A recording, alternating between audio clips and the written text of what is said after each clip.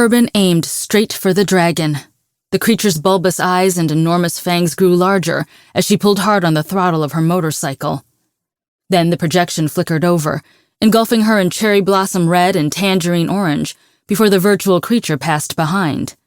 In its wake, the scent of wet animals, fresh manure, and street food became sharper, contaminating New Beijing's normally pristine air. The clash of cymbals, upbeat drums, and hum of chattering people roared around her. Urban tuned them out, focusing on the pulsing green arrow overlaid on reality which was guiding her. She couldn't be late her first time back home. Overhead, virtual red hongbao envelopes and soft snowflakes drifted down.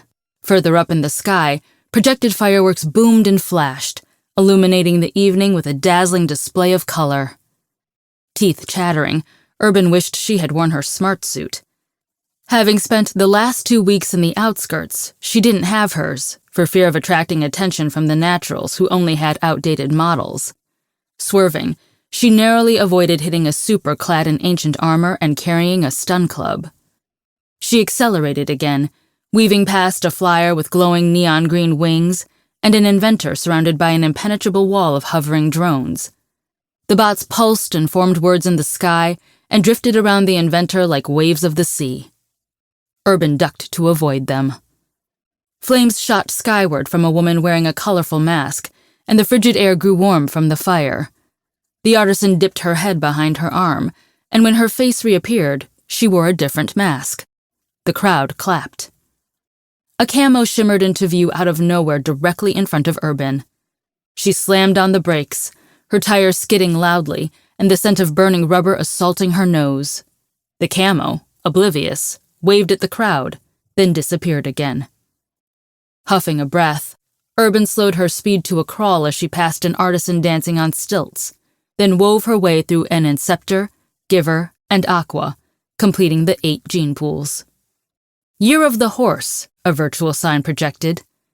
Up ahead, horses came into view and the stench of fur and manure returned, stronger this time. The watching crowd pointed. A father lifted a little girl with a tail and pink hair up onto his shoulders. A super boy, already as tall as a full-grown man, fed the Bali Kun sugar cubes. Mothers bounced babies while chatting with friends. Fathers handed out red hongbaos to elated children. Couples linked arms and leaned into each other for warmth. A lightness filled the air, and joy permeated every smile. A hollowness welled up in Urban's chest at the sight. She activated the hands-free setting on her motorcycle and pulled her out-of-place leather jacket closer around her. I'll never belong like them. Her vision blurred. In front of her, a bot with a laser poleaxe shocked a horse as it fought wildly against its restraints. These ones had been experimental breeds the Asian Federation deemed too dangerous for rider or environment.